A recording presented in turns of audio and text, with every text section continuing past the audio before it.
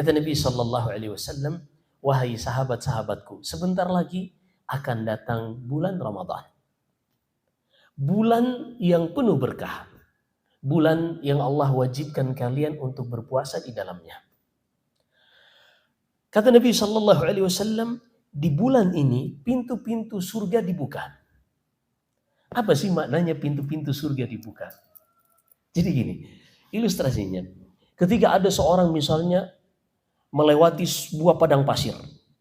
Dan di seberangnya dari jauh kelihatan ada benteng sebuah istana yang sangat megah. Di dalamnya terdapat sungai-sungai, di dalamnya terdapat kebun-kebun yang subur, buah-buahan yang tersedia.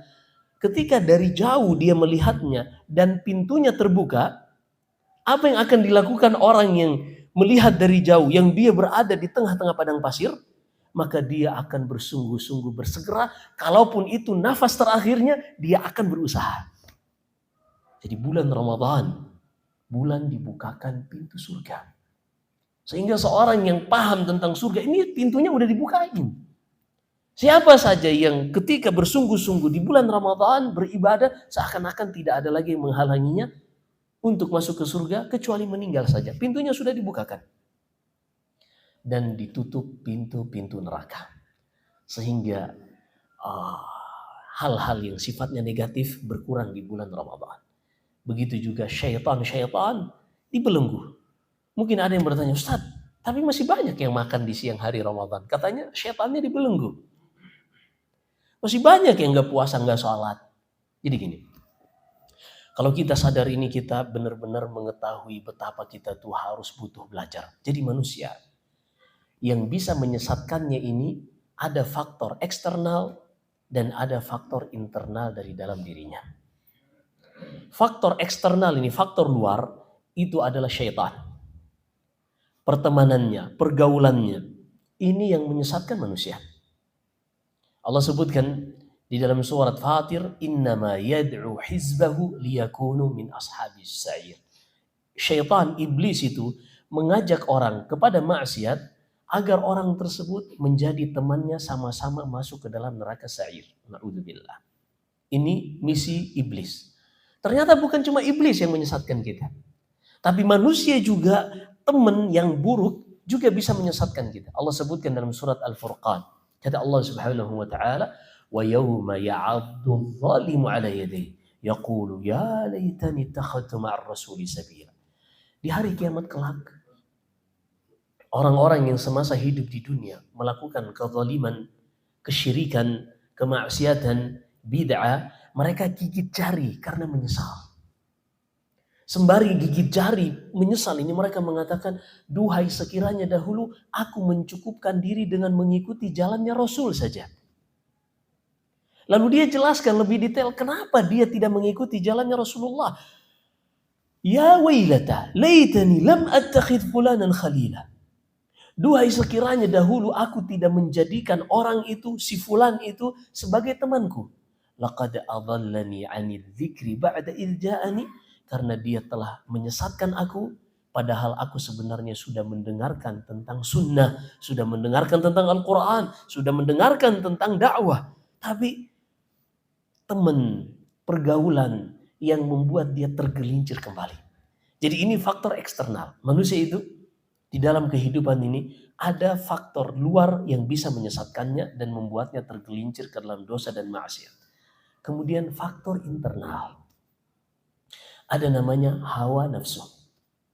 Allah berfirman dalam surat Asy-Syams, wa nafsin wa ma sawwaha fa alhamaha fujuraha wa taqwaha. Dan Allah ciptakan jiwa manusia, yang jiwa manusia ini ada 3 jenis. Ada namanya an-nafsu al-mutmainnah. Jiwa yang tenang, jiwanya orang-orang yang bertakwa, yang terus diisi dengan iman dan amal saleh. Jiwa inilah yang akan diizinkan masuk surga. Allah berfirman di akhir surat Al-Fajr, ya ayyatuhan nafsul mutmainnah irji'i ila rabbiki radiyatan mardiyah fadkhuli fi ibadi wadkhuli jannati. Kata Allah, wahai jiwa yang tenang. Mutmainnah artinya yang tenang. Tenang itu kapan jiwa seorang bisa tenang? Ala bidzikrillahi tatma'innul qulub. Dengan mengingat Allah, jiwa itu akan tenang. Wahai jiwa yang selama hidup di dunia terus mengingat Allah, di dalam melakukan apapun disesuaikan dengan syariat Allah, di dalam menjadi seorang pegawai, seorang pekerja, seorang pedagang, seorang pebisnis, selalu dia sesuaikan dengan syariat Allah Subhanahu wa taala. Yang selalu berzikir kepada Allah. Ketika dia sedang sibuk-sibuknya kerja, dia mendengarkan hayya 'alas shalah, hayya 'alal falah. Dia langsung mengingat Allah, dia tinggalkan seluruh pekerjaannya. Itulah jiwa mutmainnah. Dikatakan kepadanya di akhir hayatnya.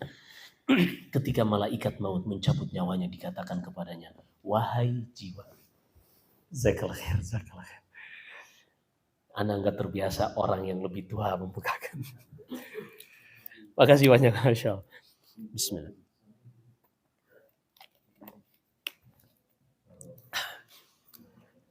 Kata malaikat maut ketika mencabut nyawa hamba yang jiwanya tenang ini. Wahai jiwa yang tenang, keluarlah dari jasad ini.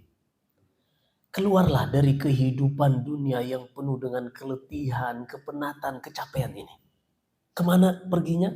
Menuju kepada Allah Subhanahu wa ta'ala dalam keadaan engkau ridha dan diridhai oleh Allah Subhanahu wa ta'ala.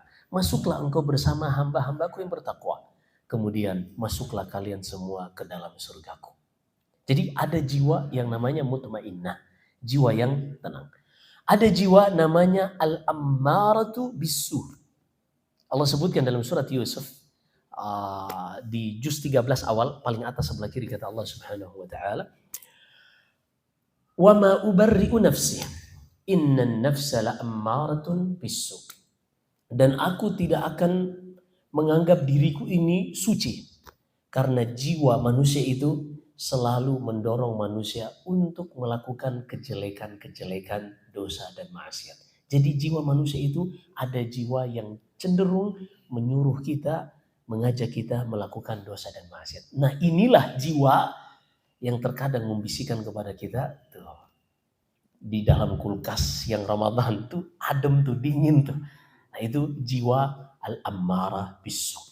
Yang ketika seorang tidak belajar tentang agama, dia nggak akan paham bahwasanya ada dorongan dari jiwanya yang buruk yang menyuruhnya untuk bermaksiat kepada Allah Subhanahu wa taala. Ini jadi kita tuh ada faktor eksternal, ada faktor internal. Kata Nabi sallallahu alaihi wasallam, ketika datang bulan Ramadan, syaitan dibelenggu. Jadi seharusnya dorongan kepada dosa dan maksiat itu lebih sedikit. Yang ada hanya dorongan dari hawa nafsu, tapi dorongan dari eksternal tidak ada.